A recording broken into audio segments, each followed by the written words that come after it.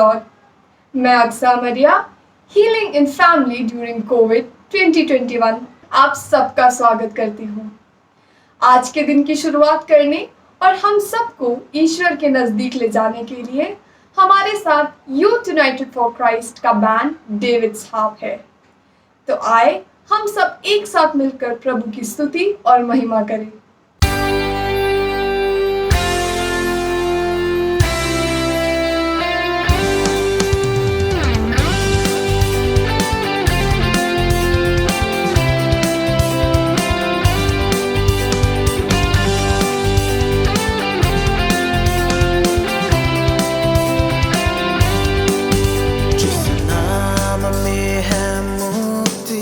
जिस नाम में है शक्ति, जिस नाम में है शांति, देता वो नाम चंगाई।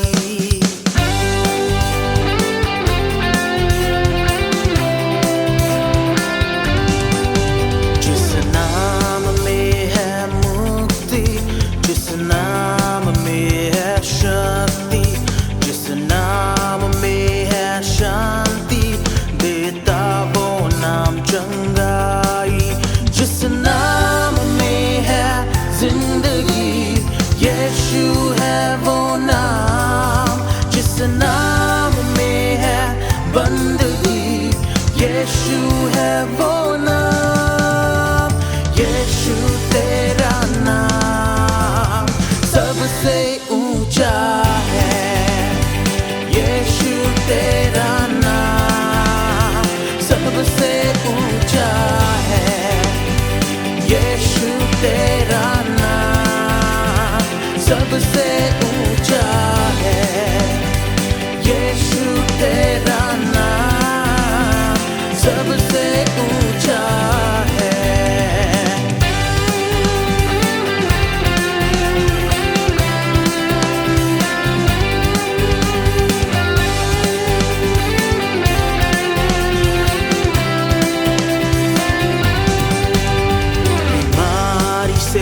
गरीबी से, श्रापों से है छुड़ाता। वो नाम है जो अंधों को रोशनी भी है देता। बीमारी से, गरीबी से, श्रापों से है छुड़ाता। वो नाम है जो अंधों को रोशनी भी है देता। जिस नाम में है जिंदगी, यीशु है वो नाम। जिस नाम में है बंदगी, यीशु है वो नाम। यीशु तेरा नाम सबसे ऊंचा है। यीशु तेरा नाम सबसे ऊंचा है।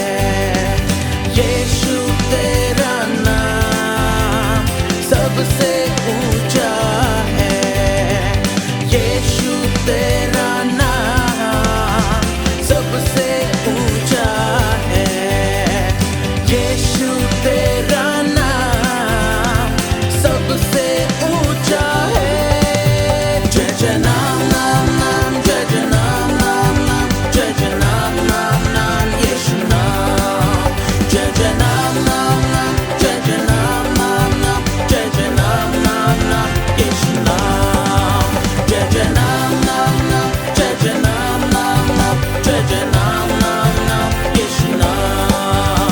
जय जय नाम नाम नाम, जय जय नाम नाम नाम, जय जय नाम नाम नाम, यीशु नाम।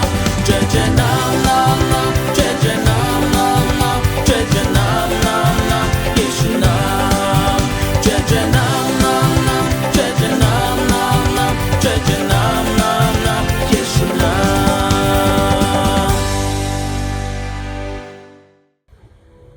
हम पवित्र वचन में एक ऐसा दृष्टांत देखते हैं जब प्रभु के शिष्यगण और प्रभु ईसा मसीह स्वयं एक साथ सभी शिष्यों के साथ नाव में थे और अचानक से तूफान आया एक रात को और बाढ़ आया और बहुत ही मुश्किल था उस समय। और हम देख रहे हैं कि प्रभु यीशु आराम से सो रहे हैं। तो आइए मैं पढ़कर सुनाता हूं मार्कुस का अध्याय 4 पद संख्या 48 से 41 तक। किंतु यीशु नाव के पिछले भाग में तकिया लगाए सो रहा था।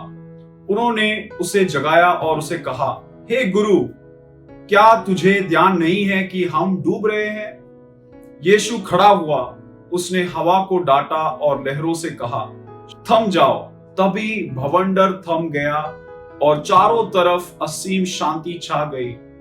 फिर यीशु ने कहा, तुम डरते क्यों हो? क्या तुम्हें अब तक विश्वास नहीं है?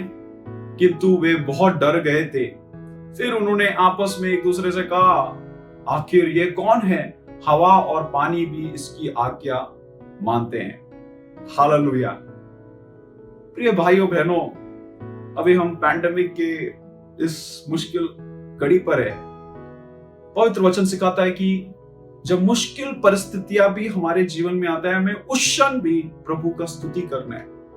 और ये हम आगे के वाक्यों में देखते हैं, पद संख्याओं में देखते हैं। चेले झुके और उन्होंने प्रभु की स्तुति की। तो आइए क्षण हम आज एक सादरी, एक अलग भाषा में, जो उत्तर भारत और मध्य भारत में काफी फेमस है, एक सादरी भाषा में गाना गाएंगे। हम में से कई लोगों को पता होगा, और ये हमारे भाई पीएफ के गाएंगे, जो कि ट्राइबल बेल्ट के बहुत बड़े संगीतकार हैं। और ये गीत जीवन रूपी गाकर हम प्रभु की स्तुति करेंगे, क्योंकि हमारा नाव हिलेगा डुलेगा अगर प्रभु यीशु हमारे नाव में नहीं है। तो आइए आज के दिन हम सभी लोगों को समर्पित करते हुए हम प्रभु की स्तुति करेंगे और प्रभु को बोलेंगे, तू हमारे हिले हुए नाव को आकर शांत कर। हालेलुया। हम सब मिलकर गाएंगे।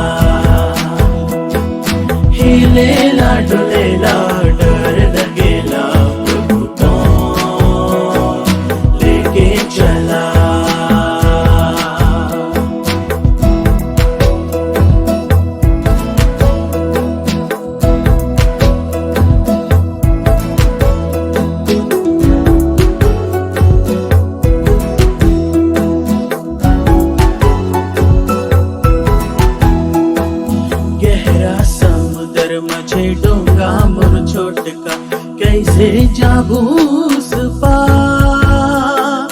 गहरा समुद्र मझे डोंगा मोर छोटका, कैसे जाबूस पानी के हलचल से डोंगा हिलेला प्रभु तो लेके चला।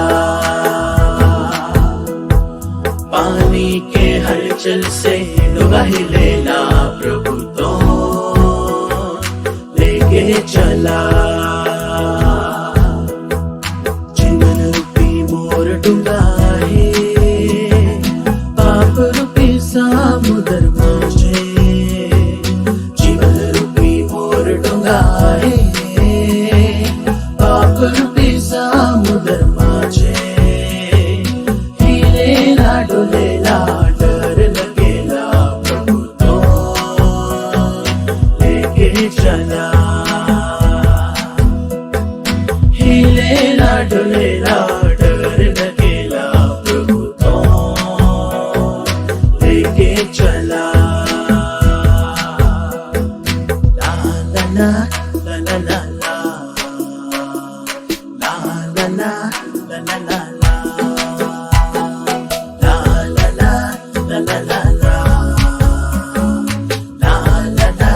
ला ला ला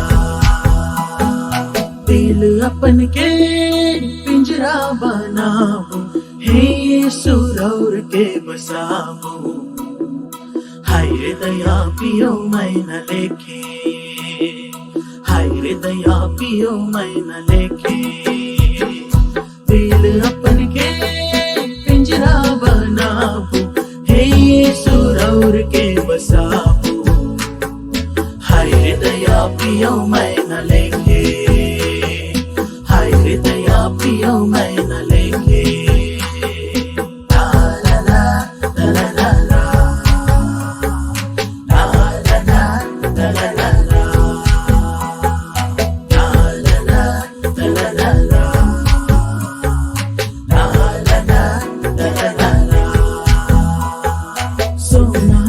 पिंजरा रूपा कर कटोरा सोना कर पिंजरा रूपा कर कटोरा रखबो मोय संजय सावराय रखबो मोय संजय सावराय दिल अपन के पिंजरा बनाबो हे यीशु और के बसाबो हाय रे दया पियो मैं न लेके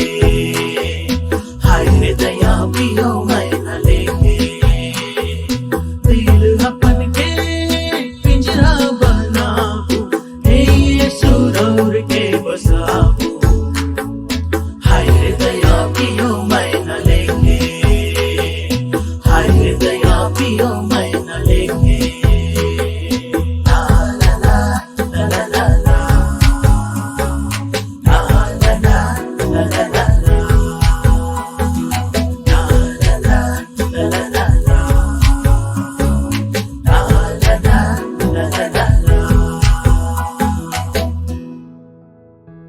प्रिय भाइयों बहनों, आइए हम सब स्वर्ग की ओर हाथ उठाएंगे और अब हमें पता है स्तुति कैसे करना है। आप बोलकर स्तुति करो, गाकर स्तुति करो और पूरे मन से स्तुति करो, पूरे हृदय से स्तुति करो। आइए हम प्रभु यीशु की ओर देखते हैं, जैसे कि बालक स्तेफानोस ने प्रभु यीशु को दाएं हाथ विराजमान पिता परमेश्वर के देखा था। आइए हम उनकी ओर देखते हुए हम पूर्ण तरीके से हम अपने आप को समर्पित करते हुए पवित्रता के साथ, शुद्धता के साथ और पूरे शक्ति के साथ, पूरे जान के साथ, पूरे जिगर के साथ आइए हम मुस्कुराते हुए प्रभु की स्तुति करते हैं। हालेलुया।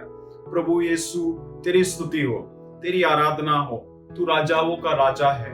प्रभु यीशु तू मेरा प्रधानमंत्री है, तू हमारा मुख्यमंत्री है, तू हमारा सब कुछ है।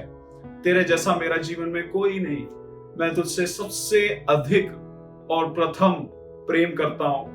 तू मेरा सब कुछ है प्रभु। पिता परमेश्वर, मैं तेरा बेटा हूं, मैं तेरी बेटी हूं। मैं तुझे नाम से पुकारता हूं पिता। आब्बा पिता, आब्बा पिता। तेरा कार्य अपूर्व है, तेरी सृष्टि अपूर्व है, तेरे कार्य अद्भुत है। आब्बा पिता, तेरी स्तुति हो अनंत काल तक तेरी स्तुति हम करते रहे, तेरी सेवा करते रहे, तेरे से प्रेम करते रहे और तेरे बारे में और सीख पाए। आबा पिता, कलीसिया के काम के लिए तो हम सबको योग्य बना। कलीसिया के काम के लिए तू हम सबको अपने अभिषेक से भर। आप पवित्र आत्मा तो अपने वरदानों से भर, फलों से भर और हमें चंगाई प्रदान कर, छुटकारा प्रदान कर। सभी वरदानों से, सभी फलों से भर कि हमें आश्चर्यचकित कर यीशु के नाम में।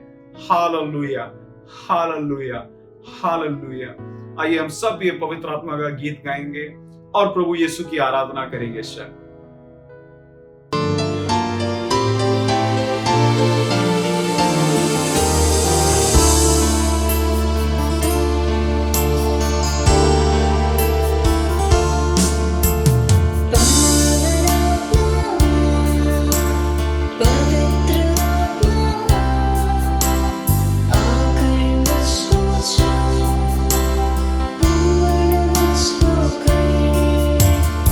पूर्ण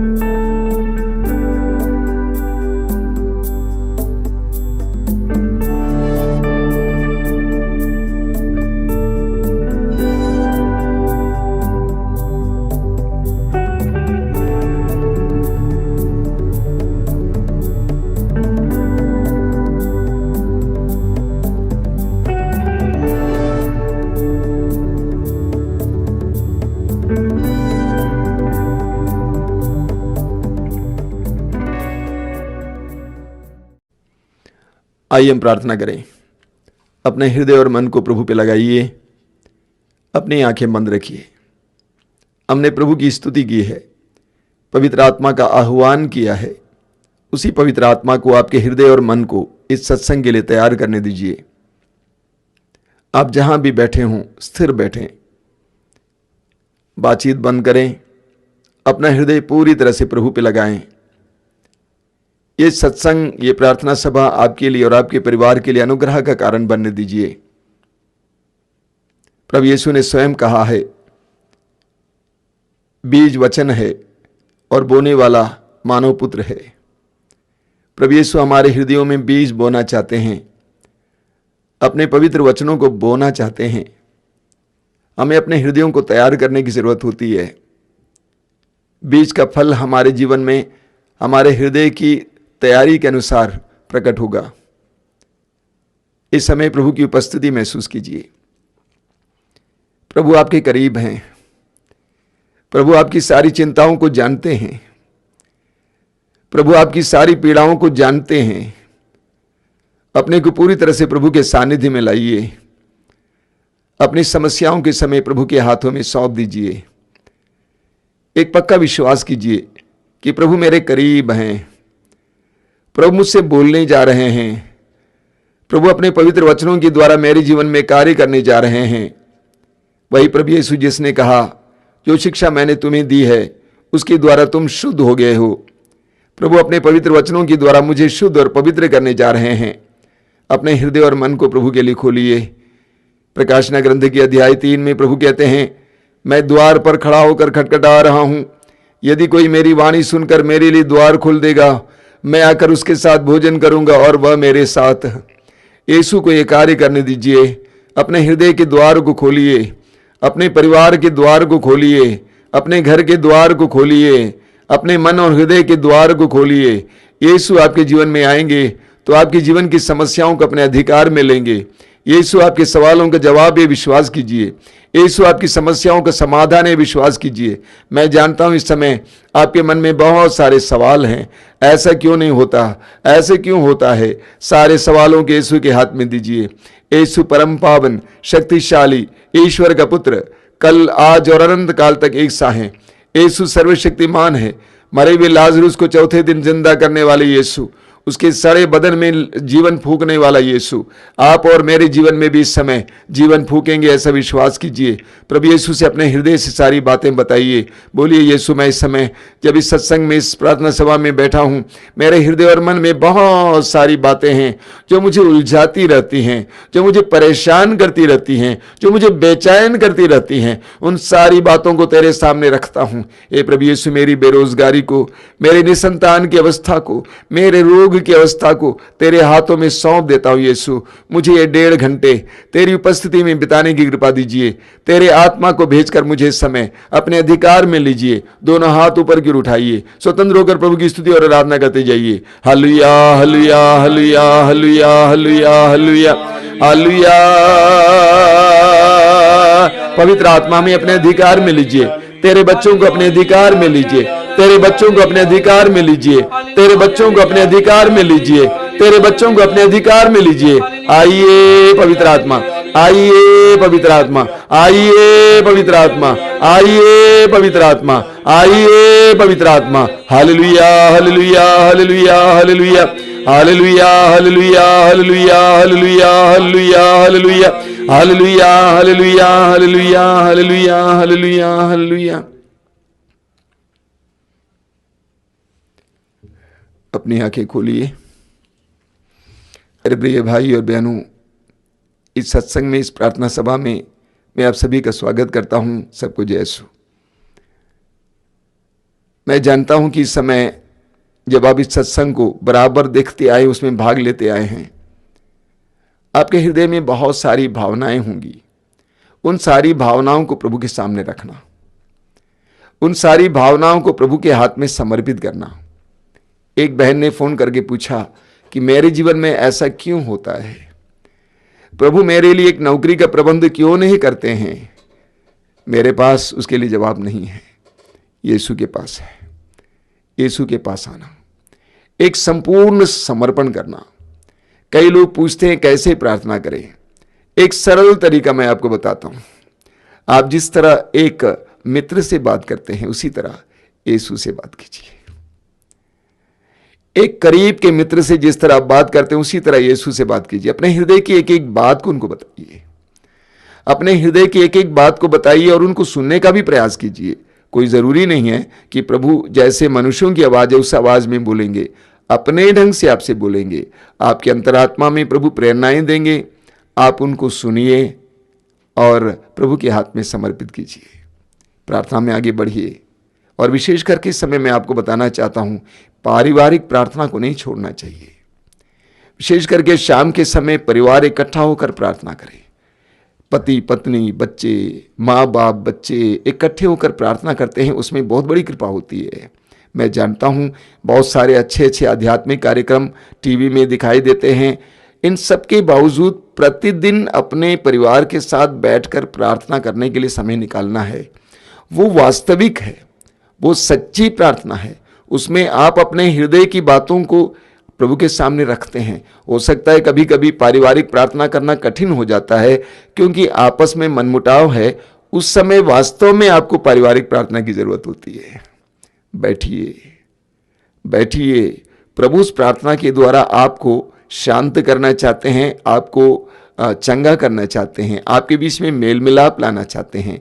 तो मैं आपसे अनुरोध करूंगा, व्यक्तिगत प्रार्थना के लिए समय निकालना वो आपके ऊपर निर्भर है, कब आप प्रभु के साथ बात करेंगे। और पारिवारिक प्रार्थना के लिए भी समय निकालना। पारिवारिक प्रार्थना का समय अन्य चीजों के लिए नहीं देना। रोज इकट्ठे होकर आधा घंटा 45 मिनट परिवार इकट्ठा होकर प्रार्थना करेंगे, उसमें बहुत बड़ी शक्ति है, बहुत बड़ी कृपा है। मेरे प्रिय भाई और बहनों, मैं जानता हूं कि सत्संग के द्वारा बहुत सारे लोगों को बहुत सारी कृपाएं मिल रही हैं। मैं उसका यहाँ पे ब्यौरा देना नहीं चाहता हूँ। बहुत सारे लोगों के साक्ष्य हमें मिले हैं, हमारे प्रार्थना दल के लोगों ने मेरे सामने लाया है। उन सारे साक्ष्यों को मैं आपके सामने रख नहीं पाऊंगा, कुछ साक्ष्य यहाँ वहाँ बोल देता हूँ। धन्यवाद देता हूँ प्रभु को, इस कार्यक्रम के द्वारा आपको और आपके परिवार को कृपाएं मिल रही हैं। मेरे प्रिय भाई और बहनों, आज समस्त संसार में परिवारों की दशा बहुत ही दयनीय होती जा रही है। परिवार टूटते जा रहे हैं।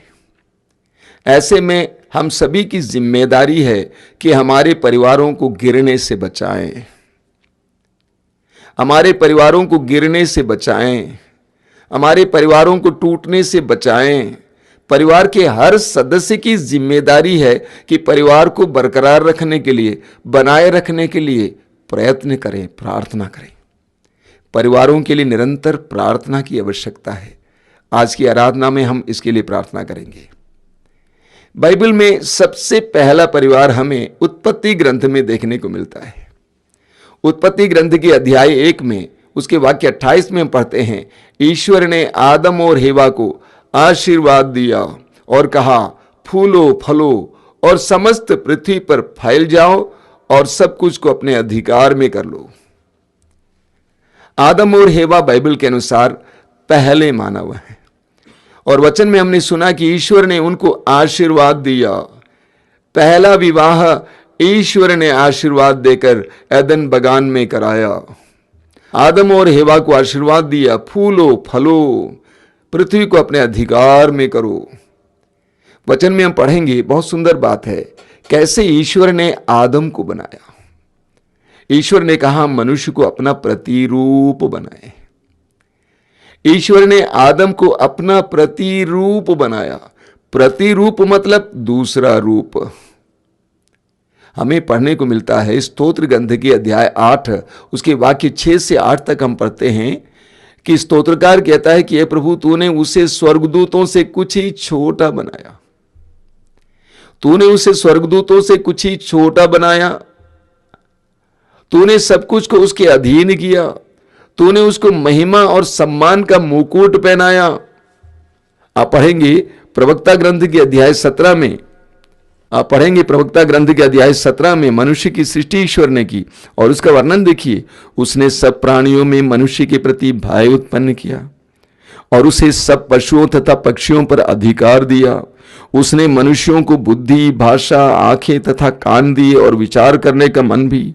उसने उन्हें विवेक से संपन्न किया और भलाई तथा बुराई की पहचान से उसने उनके मन की आंखों को ज्योति प्रदान की, जिससे वे उसके कार्यों की महिमा देख सके और उसके पवित्र नाम का स्तुतिगान एवं महिमा में कार्यों का बखान करें। उसने उन्हें ज्ञान का वरदान दिया और जीवनप्रद नियम दिया। तो ईश्वर ने आदम और हेवा को अपना प्रतिरूप बनाया, कृपा में बनाया। ईश्वर का प्रतिरूप स्वतंत्र, प्रेममय, करुणामय, शांतिपूर्ण, प्रज्ञावान, ज्ञान से भरपूर ईश्वर ने आदम और हेवा को ऐसा बनाया, कृपा में, ईश्वर की तरह, और उनको आशीर्वाद दिया। उस पहले परिवार को कहा, फूलो फलो, समस्त पृथ्वी पर अधिकार जमाओ। लेकिन उसी उत्पत्ति ग्रंथ के अध्याय 3 में हम पढ़ते हैं, वही अनुग्रहित परिवार, वही आशीर्वाद प्राप्त परिवार अब नंगे, पेड़ों के पीछे छिपे हुए, घबराए हुए, डरे हुए, क्या हो गया? हुआ क्या? कहां आदम और हेवा की सृष्टि प्रभु ने की, कहां आदम और हेवा को ईश्वर ने आशीर्वाद दिया, आज वे कहां पहुंच गए? हमें लूकस के सुसमाचार के अध्याय 15 में प्रभु यीशु के द्वारा एक सुंदर दृष्टांत सुनाया गया। वहां पर हम पढ़ते हैं उड़ाऊ पुत्र का दृष्टांत। एक धनी इंसान का बेटा, एक धनी बाप का बेटा, उसके नौकर चाकर हैं उसकी सेवा में। लेकिन आगे हम पढ़ते हैं वही लड़का, वही बेटा परदेश में किसी का नौकर बन जाता है, सुअर चराता है, सुअरों की संगति में पहुंच जाता है। क्या हुआ? क्या हुआ? हमें नबी योना के बारे में पढ़ने को मिलता है। नबी योना को ईश्वर ने नबी नियुक्त किया। उससे कहा कि तुम निनेवे जाकर वहां की जनता को पश्चाताप के लिए आह्वान करो। लेकिन आगे हम पढ़ेंगे वही योना समुद्र में फेंका गया। समुद्र में फेंका गया, वो तड़प रहा है समुद्र में। आखिर हुआ क्या? अब राजा साउल के बारे में पढ़ेंगे। राजा साउल, पहला शमूएल अध्याय 10 में ईश्वर ने इस्राएल के पहले राजा के रूप में अभिषेक दिया। वचन में लिखा हुआ, वाक्य 6 और 9 में वचन में लिखा हुआ है कि ईश्वर ने उसे नया हृदय प्रदान किया, वह नया मनुष्य बन गया, ईश्वर को प्रिय राजा। लेकिन उसी राजा का भविष्य देखिए, आत्महत्या करता है, दुश्मन उसके सिर को काट देता है और उसको लटका देता है, उसके धड़ को उल्टा दीवार पर लटकाया जाता है। क्या हुआ? आज्ञा भंग, पाप, अपराध। मेरे प्रिय भाइयों बहनों, पाप और अपराध एक सच्चाई है। पाप का भयानक परिणाम होता है, यह एक सच्चाई है। आज हम कैसी परिस्थिति में हैं? इस कोरोना काल में मनुष्य कितना सिकुड़ गया है। सारे वैज्ञानिक हाथ खड़ा कर दिए, राष्ट्र नेता हाथ खड़ा कर दिए। इंसान चंद्रमा में पिकनिक मनाने को सोच रहा था, अब कहां से कहां पहुंच गया है। एक शहर से दूसरा शहर नहीं जा पाता, एक प्रांत से दूसरा प्रांत, एक देश से दूसरा देश नहीं जा पाता है। कहां से कहां पहुंच गया। पाप और अपराध एक सच्चाई है। पाप और अपराध एक सच्चाई है और पाप का बहुत बुरा परिणाम है, एक सच्चाई है। पाप विनाशकारी है, ये एक सच्चाई है, इसको स्वीकार करना होगा। आप पढ़ेंगे स्तोत्र ग्रंथ में, स्तोत्र 107 उसके वाक्य 10 और 11 में इस प्रकार लिखा हुआ है, कुछ लोग अंधकार और मृत्यु मृत्यु की छाया में बैठे थे। कुछ लोग अंधकार और मृत्यु की छाया में बैठे थे, दुखी और बेड़ियों से जकड़े हुए थे, क्योंकि उन्होंने ईश्वर की वाणी से विद्रोह किया और सर्वोच्च प्रभु की योजना का तिरस्कार किया। वचन कहता है कुछ लोग अंधकार और मृत्यु की छाया में बैठे हुए थे। वे अंधकार में थे, वे मृत्यु की छाया में थे, वे डर डर के जी रहे थे, वे दुखी थे, उदास थे, दुखी हैं, उदास हैं, बंधनों से जकड़े हुए हैं, अंधकार में हैं, मृत्यु की छाया में हैं, डर डर के जी रहे हैं। क्यों? क्योंकि उन्होंने प्रभु की वाणी का विद्रोह किया। क्या ये जीवन की सच्चाइयां नहीं है कि आज इंसान अंधेरे में, डर में जीवन नहीं जीता है? कि आज इंसान उदास, दुखी और बंधनों में नहीं है? वचन कहता है क्योंकि उन्होंने ईश्वर की वाणी का विद्रोह किया और प्रभु की सलाह को नहीं माना। उसी अध्याय में वाक्य 17 और 18 में पढ़ेंगे, बहुत सुंदर वचन है। कुछ लोग अपने कुकर्मों के कारण बीमार पड़ गए थे, वे अपने पापों के कारण कष्ट झेल रहे थे, वे हर प्रकार के भोजन से घृणा करते थे और मृत्यु के द्वार तक पहुंच गए थे। वे अपने पापों के कारण कष्ट झेल रहे हैं और किसी भी भोजन में रुचि नहीं पाते हैं, नीरसपूर्ण जीवन जीते हैं। क्यों? क्योंकि उन्होंने पाप की अपराध किया। पाप और अपराध एक सच्चाई है और उसका परिणाम बहुत ही घातक है। आप पढ़ेंगे स्तोत्र 38 उसके वाक्य 19 में, साम 38 वर्स 19, स्तोत्रकार कहता है अपने पापों के कारण मैं अशांत हूं। अपने पापों के कारण मैं अशांत हूं। विश्वास किया जाता है कि राजा दाऊद ने स्तोत्र लिखा है। राजा दाऊद कहता है अपने पापों के कारण मैं अशांत हूं। हम जानते हैं राजा दाऊद ने पाप किया। ईश्वर ने दाऊद को बहुत आशीर्वाद दिया, यशस्वी राजा बनाया, लेकिन दाऊद ने पाप किया। पत्नियां उपपत्नियां रहते हुए भी उसने ओरिया की पत्नी के साथ व्यभिचार किया, ओरिया की हत्या करवा दी और उसकी पत्नी को अपनी रानी बना दिया। मालूम उसके बाद क्या होता है? उस परिवार में तलवार आ जाती है। राजा बेचैन हो जाता है। सैमुएल के दूसरे ग्रंथ के अध्याय 15 में हम पढ़ेंगे, राजा दाऊद अपनी राजधानी छोड़कर नंगे पांव, सिर पर हाथ रखकर रोते हुए पहाड़ की ओर जाता है। स्तोत्रकार कहता है अपने पापों के कारण मैं बेचैन हूं। स्तोत्र 38 को एक बार पढ़ेंगे। स्तोत्र 38 उसके वाक्य 4 से, स्तोत्र 38 उसके वाक्य 4 से हम पढ़ेंगे।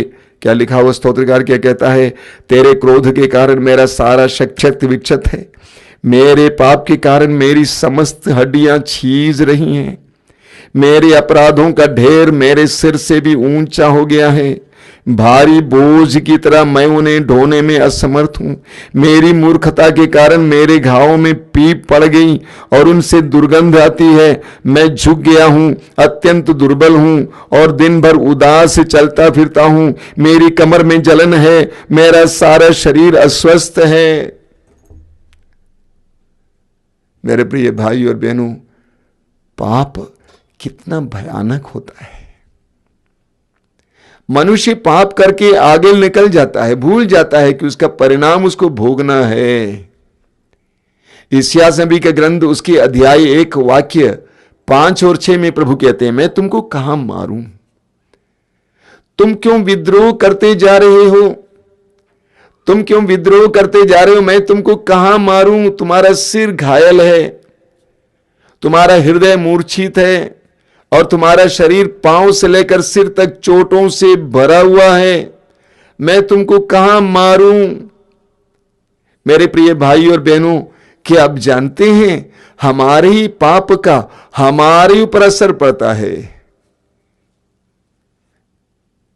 प्रवक्ता ग्रंथ अध्याय 19 वाक्य 4, book of Sirach chapter 19 verse 4, प्रभु कहते हैं जो पाप करता है वो अपने आप को हानि पहुंचाता है। जो पाप करता है अपने आप को हानि पहुंचाता है।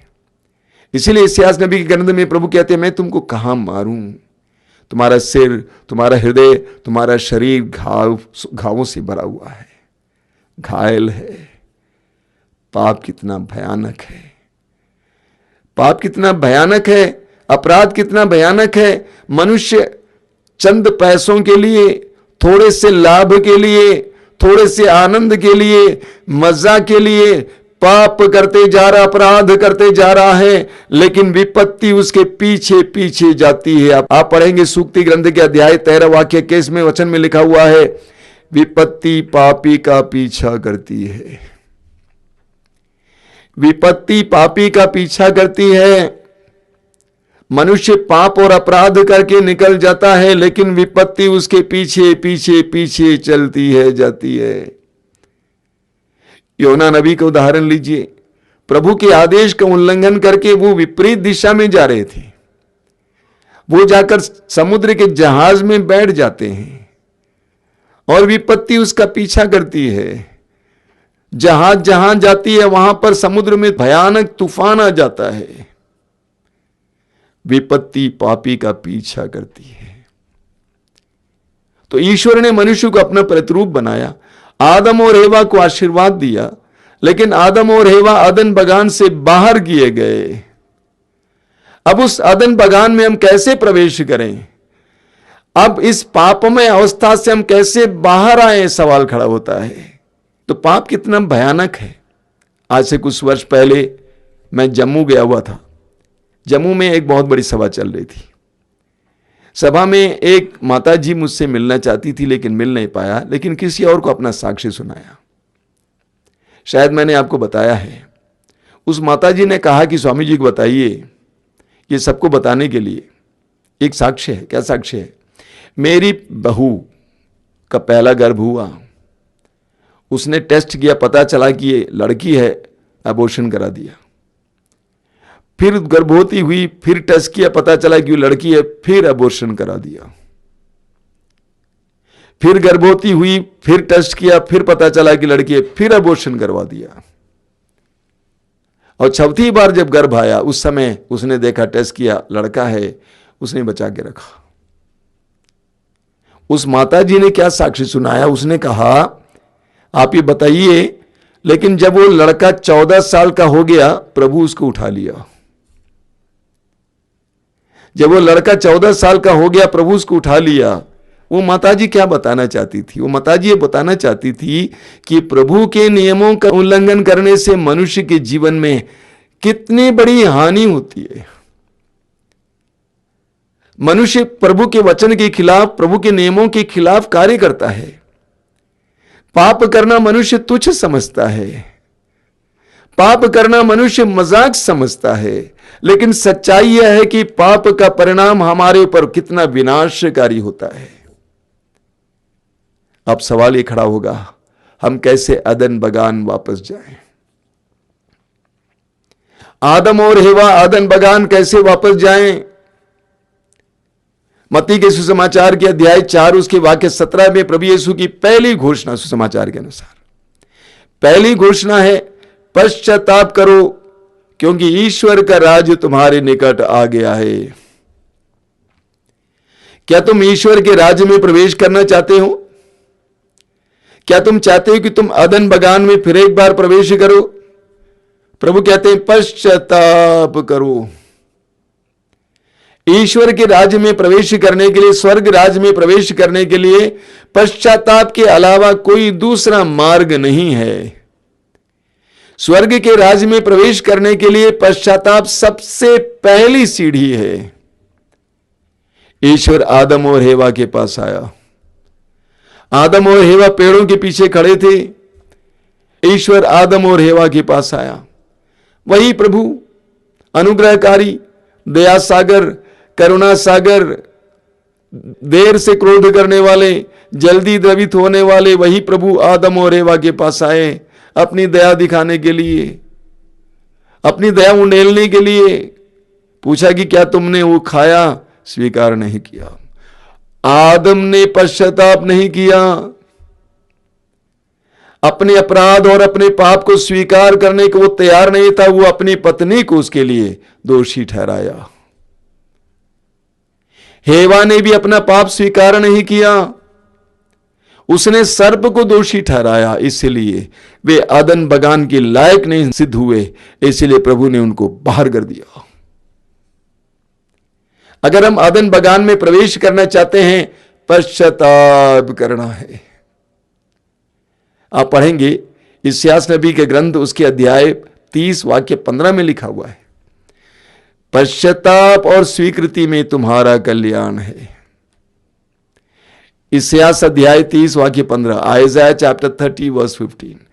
पश्चाताप और स्वीकृति में तुम्हारा कल्याण है, कोई दूसरा उपाय नहीं है, कोई दूसरा उपाय नहीं है। सूक्ति ग्रंथ अध्याय 28 वाक्य 13 को आपने बार बार सुना है, जो अपने पाप को छिपाएगा वो कभी उन्नति नहीं करेगा, लेकिन जो अपने पाप को प्रकट करेगा और उसका परित्याग करेगा, उस पर दया की जाएगी।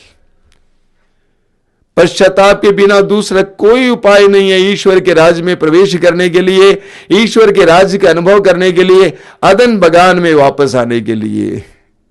पश्चाताप और स्वीकृति में तुम्हारा कल्याण है। हम स्तोत्र ग्रंथ के अध्याय 32 में पढ़ते हैं, बहुत सुंदर है। वहां पे लिखा हुआ है वाक्य 3 से, जब तक मैं मौन रहा तब तक मेरे निरंतर कराहने से मेरी हड्डियां छींचती रही। जब तक मैं मौन रहा, यहां पर मौन रहने का मतलब है अपने पापों को स्वीकार नहीं किया, अपने पापों को छिपा के रखा। जब तक मैं मौन रहा, अपने पापों को प्रकट नहीं किया, तब तक मेरे निरंतर कराहने से मेरी हड्डियां छींचती रहीं। क्योंकि दिन रात मुझ पर तेरे हाथ का भार था, मेरा शक्ति रस मानो ग्रीष्म के ताप से सूख रहा था। मैंने तेरे सामने अपना पाप स्वीकार किया, मैंने अपना दोष नहीं छिपाया। मैंने कहा मैं प्रभु के सामने अपना अपराध स्वीकार करूंगा, तब तूने मेरे पाप का दोष मिटा दिया। उसी अध्याय के शुरुआत में स्तोत्रकार कहता है, राजा दाऊद कहता है, धन्य है वह जिसका अपराध क्षमा हुआ है, जिसका पाप मिट गया है। धन्य है वह जिसका अपराध क्षमा हुआ है, जिसका पाप मिट गया है। धन्य है वह जिसे ईश्वर दोषी नहीं मानता, जिसका मन निष्कपट रहा है। जब हम अपने पापों को छिपा कर रखते हैं, हम बेचैन रहते हैं, अशांत रहते हैं, लेकिन जब हम उसको प्रकट करते हैं, स्तोत्रकार कहता है धन्य है, हम स्वतंत्र हो जाते हैं। वचन में लिखा हुआ है, संत योहन कहते हैं, योहन का पहला पत्र उसके अध्याय 1 वाक्य 9 में बहुत सुंदर वचन है, यदि हम अपने पाप स्वीकार करते हैं तो वह हमारे पाप क्षमा करेगा। यदि हम अपने पाप स्वीकार करते हैं, वह हमारे पाप क्षमा करेगा और हमें हर अधर्म से शुद्ध करेगा, क्योंकि वह विश्वसनीय है तथा सत्य प्रतिज्ञ है। योहन कहते हैं कि यदि हम अपने पाप को स्वीकार करते हैं तो 2 कार्य करेंगे प्रभु। क्या कार्य है? सबसे पहले हमारे पापों को क्षमा करेंगे, हमारे किए हुए पापों का जो कलंक हमारे ऊपर है उसको मिटा देंगे। इतना ही नहीं, योहन कहते हैं कि हमें हर अधर्म से शुद्ध करेंगे। एक सच्चे पाप स्वीकार के द्वारा प्रभु हमें अधर्म से शुद्ध करेंगे। मैंने कई ऐसे लोगों को देखा है जिन्होंने सच्चे पश्चाताप के द्वारा बुराइयों से पूर्ण छुटकारा पाए हैं। एक सच्चा पाप स्वीकार हर प्रकार के अधर्म से हमें छुड़ाएगा। उड़ाऊ पुत्र ने पिता के सामने स्वीकार किया, मैंने आपके विरुद्ध, स्वर्ग के विरुद्ध पाप किया है। नतीजा, पिता ने उसको उठाया, उसकी गंदगी के साथ उसको हृदय से लगाया, उसके लिए अच्छे कपड़े का प्रबंध किया, अंगूठी का प्रबंध किया, जूते का प्रबंध किया, भोज का प्रबंध किया। प्रभु के वचनों के द्वारा प्रभु यीशु हमें बताते हैं कि ईश्वर क्या करेगा। ईश्वर क्या करेगा? ईश्वर पश्चातापी के साथ क्या करेगा यह बताते हैं। शायद आप बार बार मुझसे पश्चाताप की आवश्यकता के बारे में सुनते हैं। पश्चाताप हमारे जीवन में चमत्कार ला सकता है, आंदोलन ला सकता है। सच्चा पश्चाताप, प्रभु ने योना नबी के द्वारा भविष्यवाणी किया था निनेवे के लोगों से कि 40 दिन के बाद यह शहर नष्ट किया जाएगा। लेकिन निनेवे के लोगों ने राजा से लेकर रंग तक जब उपवास किया, प्रार्थना किया, प्रभु की दुहाई दी, पश्चाताप किया, प्रभु ने वो विपत्ति वहां नहीं आने दिया। जब हम प्रभु से कृपाएं चाहते हैं, मांगते हैं, हमें इस बात का ख्याल करना है कि क्या हमने पश्चाताप किया है। इस्यास अध्याय 66 वाक्य 2, आयसाया 66 वर्स 2, प्रभु का वचन कहता है, मैं उन लोगों पर कृपा दृष्टि करता हूं जो विनम्र हैं और पश्चातापी हैं और श्रद्धा से मेरी वाणी सुनते हैं। जब हम पश्चाताप करते हैं, प्रभु की दृष्टि हम पर पड़ती है। वचन में हमने सुना है लूकास अध्याय 15 में, जब उड़ाऊ पुत्र ने पश्चाताप किया और एक कदम अपने पिता के घर की ओर, भवन की ओर बढ़ाया, वचन में लिखा हुआ है, पिता ने पुत्र को दूर से देखा। जिस समय आप पश्चाताप करते हैं, उस समय आप अचानक प्रभु की नजर में आ जाते हैं। जिस समय आप पश्चाताप करते हैं, उस समय आप अचानक प्रभु की नजर में आ जाते हैं। प्रभु की कृपा दृष्टि आप पर पड़ती है। बाकी प्रभु करते हैं, बाकी प्रभु करते हैं। बहुत सुंदर उदाहरण, प्रभु यीशु कलवारी पहाड़ पर क्रूस पर लटके हैं। वो भला डाकू यीशु की ओर मुड़कर कहता है कि हे यीशु, जब तू अपने राज्य में होगा मुझे याद करना। जब तू अपने राज्य में होगा मुझे याद करना। यीशु ने जवाब में उससे कहा, मैं तुमसे सच सच कहता हूं, मैं तुमसे सच सच कहता हूं, आज ही तुम मेरे साथ परलोक में होगे। उस पश्चाताप के एक कार्य के द्वारा उसके लिए परलोक का, स्वर्ग का द्वार खुल गया। पश्चाताप के द्वारा उसके लिए उस अदन बगान का द्वार खुल गया। यदि मनुष्य अदन बगान में वापस आना चाहता है, यदि मनुष्य अपनी बिगड़ी परिस्थितियों से बचना चाहता है, पश्चाताप के सिवा दूसरा कोई मार्ग नहीं है। मनुष्य को स्वीकार करना है। Everyone will have to accept, मैंने पाप किया है। लूकास के सुसमाचार के अध्याय 18 में प्रभु यीशु स्वयं एक सुंदर उदाहरण रखते हैं हमारे सामने। दो व्यक्ति प्रार्थना करने के लिए जाते हैं मंदिर में। एक है शास्त्री और दूसरा है नाकेदार, जो पापी माना जाता था। शास्त्री ने अपने भले कार्यों के लिए परमेश्वर को धन्यवाद दिया, लेकिन उस नाकेदार ने अपने सिर को ऊपर नहीं उठाया, बल्कि लटका कर ईश्वर के सामने खड़ा होकर कहा, हे ईश्वर, मुझ पापी पर दया कर। हे ईश्वर, मुझ पापी पर दया कर। और प्रभु यीशु कहते हैं, क्या कहते हैं? उसकी प्रार्थना सुनी गई। वो प्रभु की कृपा और दया पाकर घर चला गया। जिस समय मनुष्य अपने पाप को स्वीकार करता है, मैं पापी हूं, मैंने पाप की अपराध किया, मेरे पापी मेरी जिंदगी की इन बर्बादियों का कारण है, मैं स्वीकार करता हूं, तो प्रभु उस पर दया करेंगे, उसकी जिंदगी को पलट देंगे। मेरे प्रिय भाई और बहनों, आज हमारे परिवारों और हमें सच्चे पश्चाताप की आवश्यकता है। आज हमारे परिवारों और हमें सच्चे पश्चाताप की आवश्यकता है। फिर मैं निनवे का उदाहरण लाना चाहता हूं। जब निनवे के राजा को पता चला कि विनाश उस शहर के ऊपर मंडरा रहा है, उसने घोषित किया कि सभी लोग उपवास करें और पश्चाताप करें और ईश्वर की दुहाई दें। राजा ने स्वयं पश्चाताप किया। देश पर प्रभु की कृपा आई। परिवार के मालिक और मालकिन को आज सच्चे पश्चाताप की जरूरत है। हमारे परिवारों में कृपा आना है, हमारे परिवार में प्रभु की आशीषें आनी है, तो परिवार के मालिक और मालकिन को सच्चे पश्चाताप की जरूरत है, अपने मार्ग को बदलने की जरूरत है, परमेश्वर के मार्ग में आने की जरूरत है। जब आप परमेश्वर के मार्ग पे आएंगे, बच्चे अनायास एक के बाद एक आते जाएंगे।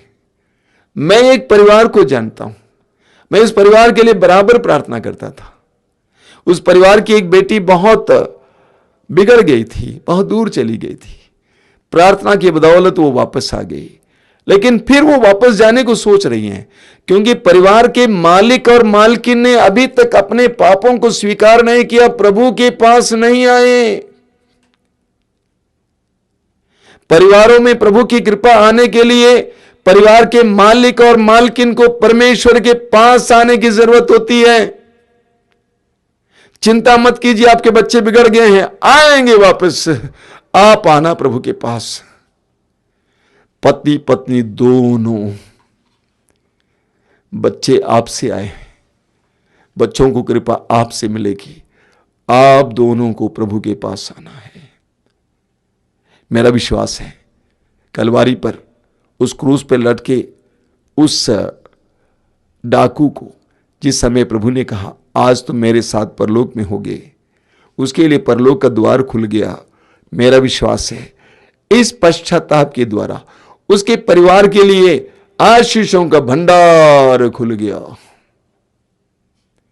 जब आप परिवार के मालिक और मालकिन होते हुए सच्चा पश्चाताप करेंगे, परमेश्वर के मार्ग पर आएंगे, प्रभु के वचन के अनुसार जीवन जीने लगेंगे, आपके परिवार पर प्रभु की आशीष आएगी। कुछ वर्ष पहले मैं एक शहर में कार्यक्रम देने गया था, काफी दूर है यहां से, मैं नाम नहीं लूंगा। और वहां पर 3-4 दिन का कार्यक्रम था, काफी बड़ी सभा हुई थी। एक शाम को एक भाई अपने यहां हमें भोजन पर बुलाए, पूरी टीम भोजन पर गई हुई थी। भोजन के बाद हम लोग बैठे हुए थे, तो उस भाई ने मुझसे कहा आप जानते हैं हमने क्यों आपको यहां पे बुलाया है? उन्होंने कहा मेरा बेटा और बहू, उसके 2 बच्चे हैं, आपस में तलाक देने जा रहे थे, सारे कागज तैयार किए थे। हम पति पत्नी बहुत दुखी थे कि हमारे बच्चे इस तरह के कार्य कर रहे हैं। वे तलाक देने जा रहे थे, लेकिन मैंने उनको सलाह दिया कि बेटे आप ऐसा क्यों नहीं करते, तलाक देने के लिए कचहरी जाने से पहले तुम कम से कम एक बार केरल के डिवाइन सेंटर में जो कन्वेंशन चल रहा है, हिंदी कन्वेंशन, उसमें भाग लेने जाओ। और पति पत्नी तैयार हुए, वहां पर आए, और संयोगवश मैं वहां गया हुआ था। और वहां पर मैंने परिवार के बारे में, पति पत्नी के रिश्ते के बारे में वचन सुनाया था। पवित्र वचनों ने उन दोनों को स्पर्श किया। इब्रानी अध्याय 4 वाक्य 12 में पौलुस कहते हैं ना, प्रभु का वचन दुधारी तलवार से भी तेज है। दोनों को प्रभु के वचन ने स्पर्श किया, तलाक के कागज को फाड़ डाला।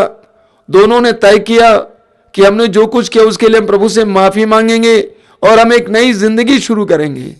उसके बाद आज वे प्रेम के साथ जी रहे हैं, पुरानी जिंदगी को छोड़ दिए, शक संदेह की जिंदगी, बेवफाई की जिंदगी, बेईमानी की जिंदगी, और वे दोनों प्रभु की नजर में अच्छा जीवन जी रहे हैं।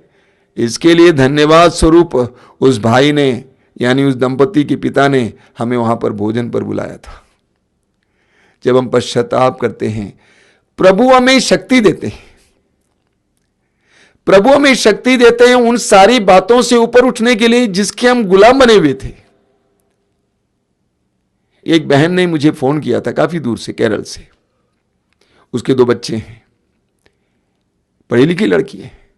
उसने कहा कि फादर असंभव है, मैं अपने पति के साथ रह नहीं पाऊंगी, अब एक साथ रहना मुश्किल है। तो मैंने पूछा क्या करने जा रही हो? बस तलाक ही एक रास्ता है। तलाक? क्या तुमने सुना नहीं प्रभु ने क्या कहा है मलाकी के ग्रंथ में? मैं तलाक से घृणा करता हूं। मैंने पूछा तू पढ़ी लिखी है? हाँ, मैं ग्रेजुएट हूं और मैं नर्स हूं। मैंने पूछा तुम ग्रेजुएट हो, नर्स हो, तुम्हें प्यार करना नहीं आता है? तुम्हें प्यार करना नहीं आता है। प्यार में दिया जाता है, प्यार में सहा जाता है। तुमने विवाह के समय उनका हाथ पकड़कर कहा कि मैं दुख में सुख में आजीवन तेरी पत्नी के रूप में रहूंगी। पूरा करो। वैवाहिक जीवन कठिन है, पारिवारिक जीवन कठिन है, लेकिन जो उसको पूरा करता है उस विवाह संस्कार की कृपा प्राप्त करता है। जो इस कठिन जीवन को जीता है, कठिनाई के साथ जीता है, उसको उस विवाह संस्कार की कृपा मिल जाती है। एक मां के रूप में अपनी जिम्मेदारी निभाना कठिन है, पति के रूप में, पिता के रूप में अपनी जिम्मेदारी निभाना कठिन है। ये कठिन है, लेकिन जो आजीवन इसको निभाता है उसको संस्कार की कृपा मिल जाती है। आज पारिवारिक जीवन कठिन है, मैं जानता हूं, लेकिन इस कठिनाई को एक दूसरे की कमियों का नजरअंदाज करते हुए जीता है। उसके जीवन में, उसके व्यक्तिगत जीवन में कृपाएं आ जाती हैं। आज के इस वचन के द्वारा हर दंपति को इस ओर आकर्षित करना चाहता हूं। अपने जीवन में प्रभु को स्थान दीजिए। कठिनाइयों में एक दूसरे को सहने के लिए शक्ति मांगिए। एक दूसरे को सहने के लिए शक्ति मांगिए। मैं एक पुरोहित हूं पिछले 34 साल से। एक पुरोहित होकर पवित्र जीवन जीना बहुत कठिन है, लेकिन जब मैं उसको जीने का प्रयास करता हूं, प्रभु मुझे उस पुरोहिताई के अभिषेक और उस संस्कार की कृपा दे देते हैं। उसी तरह पारिवारिक जीवन जीना बहुत कठिन है। एक दूसरे की कमियों को सहना बहुत कठिन है, लेकिन जब हम उसको सहते हैं, आदम और हेवा की तरह एक दूसरे पर दोषारोपण ना करके एक दूसरे को सहते हैं, जैसा कि 1 कुरिन्ती अध्याय 13 में संत पौलुस कहते हैं, प्रभु के प्रेम से भरने के लिए प्रार्थना कीजिए। पश्चाताप के द्वारा अपने पापों का परित्याग करना और प्रभु के प्रेम से भरने के लिए प्रार्थना करना। आइए हम प्रार्थना करें। ये दयालु पिता, इस सुंदर समय के लिए धन्यवाद देते हैं। तेरे पवित्र वचनों के द्वारा हमें तूने आह्वान किया है उस पवित्र तृत्व के परिवार की तरह, नाजरत के परिवार की तरह एक पवित्र परिवार का निर्माण करने के लिए हर परिवार के सदस्य को तूने आह्वान किया है। संत पौलुस कहते हैं एफेसियों के पत्र में अध्याय 3 में कि हर परिवार का मूल स्रोत पिता है। ए प्रेमी पिता, तू ही हर परिवार का मूल स्रोत है। तेरे प्रेम में ही हर परिवार सुरक्षित और सुस्थिर जीवन जी सकता है। आज हम प्रार्थना करते हैं एक एक परिवार के लिए, विशेष करके जो बिछुड़ रहे हैं, टूट रहे हैं, बिखर रहे हैं। हे प्रेमी पिता, तेरे पुत्र यीशु के द्वारा उनको इकट्ठा कीजिए, वापस लाइए। आज के सत्संग के दौरान और इस सत्संग के योग्यता के द्वारा सैकड़ों परिवारों को तू जोड़ेगा, हम विश्वास करते हैं पिता। यीशु के पवित्र नाम पर हम मांगते हैं, हमारी प्रार्थना को स्वीकार कीजिए।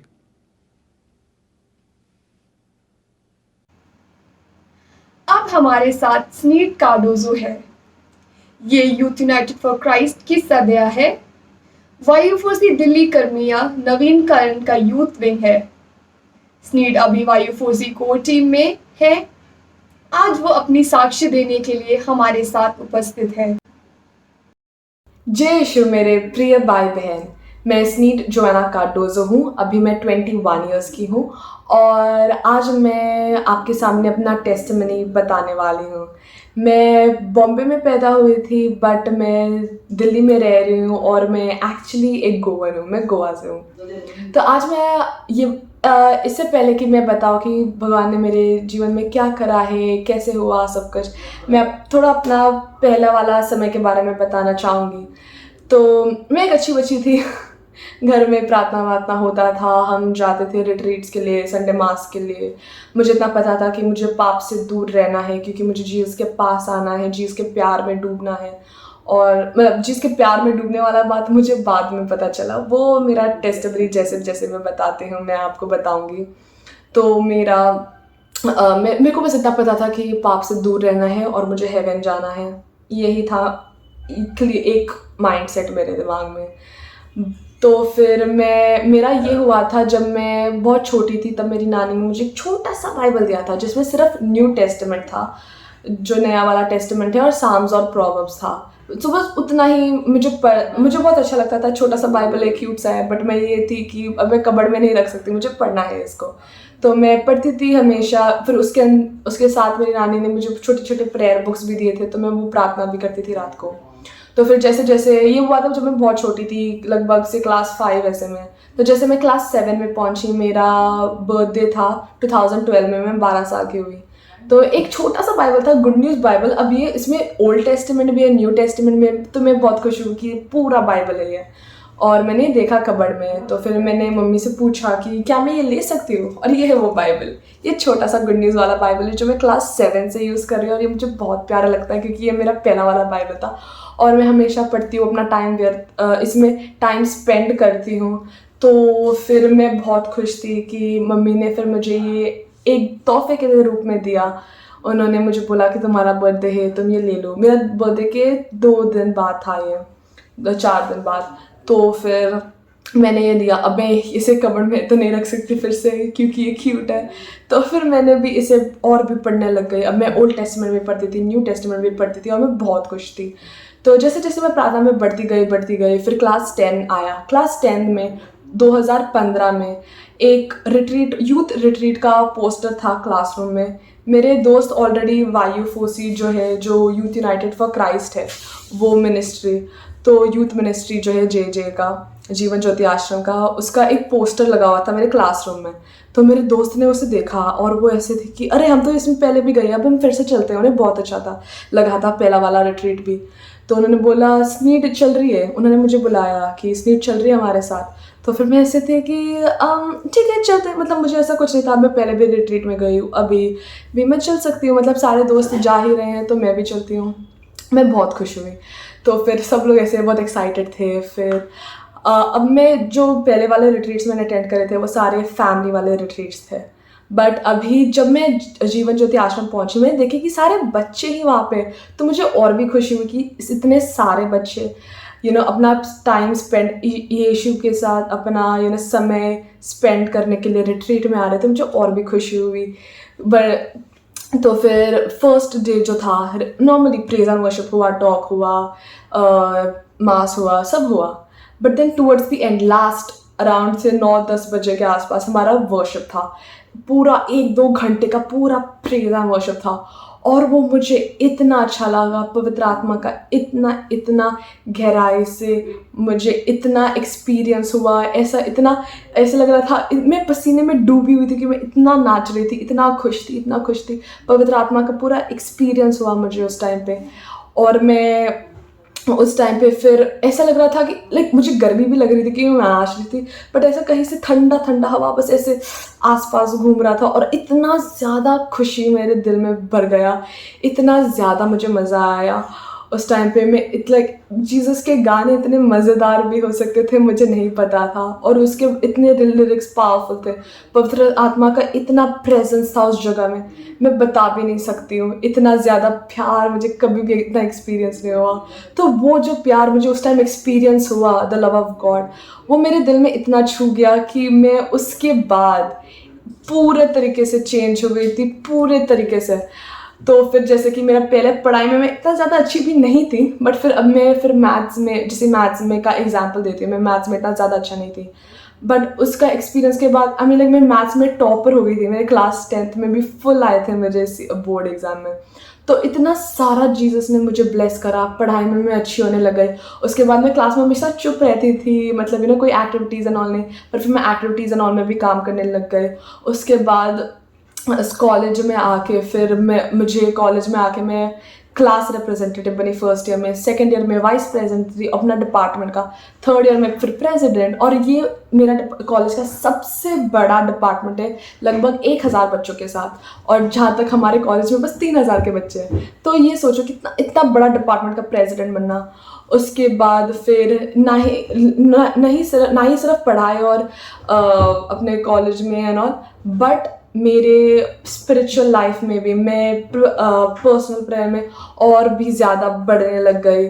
फिर उसके बाद मुझे स्पिरिचुअल गिफ्ट्स भी मिले, बहुत सारे होली स्पिरिट का एक्सपीरियंसेस होने लग गए, विजन्स एंड होली स्पिरिट का आवाज़ सुनना। वो इतने सारे स्पिरिचुअल गिफ्ट्स के साथ भी मुझे भर दिया यीशु ने, और मेरा पूरा जीवन पहले जैसा बिल्कुल भी नहीं रहा।